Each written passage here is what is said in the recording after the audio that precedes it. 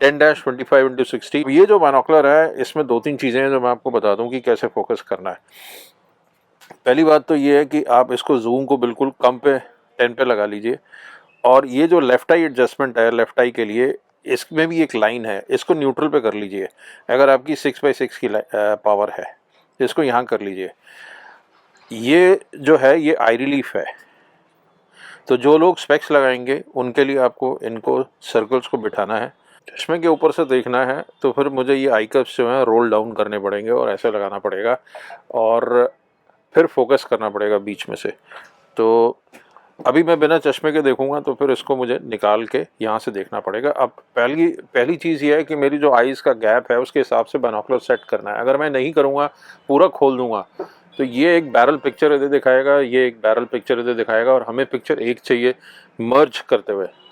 तो मुझे अपनी आइज़ के जो डिस्टेंस है उसके हिसाब से फोल्ड करना है बाइनोकुलर, उसके बाद बीच में से यहाँ से फोकस करना है, तो बिल्कुल शार्प हो जाए वहाँ छोड़ देना है।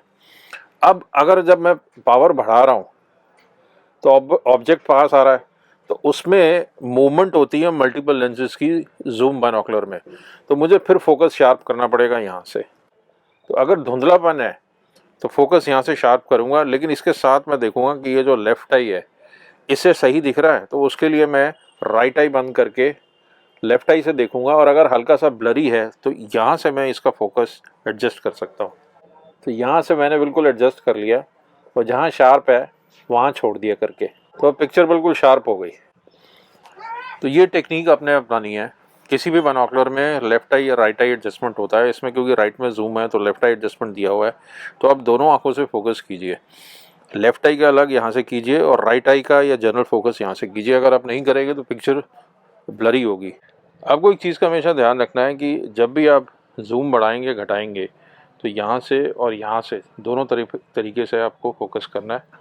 प्लस अगर आप डिस्टेंस बढ़ाएंगे घटाएंगे, अगर 5 किलोमीटर देख रहे हैं, फिर 1 किलोमीटर पे देख रहे हैं, 200 मीटर पे देख रहे हैं, तब भी आपको यहाँ से फोकस करना है। अगर आप नहीं करेंगे तो पिक्चर ब्लरी रहेगी, फिर आप फ़ोन करेंगे कि सर पिक्चर शार्प नहीं है। तो मैं समझ सकता हूँ जो भी नया बाइनोकुलर लेता है फर्स्ट टाइम, यहाँ से आपको फोकस करना है। ये प्राइम है, 80% फोकस की प्रॉब्लम यहाँ से रिजॉल्व हो जाती है।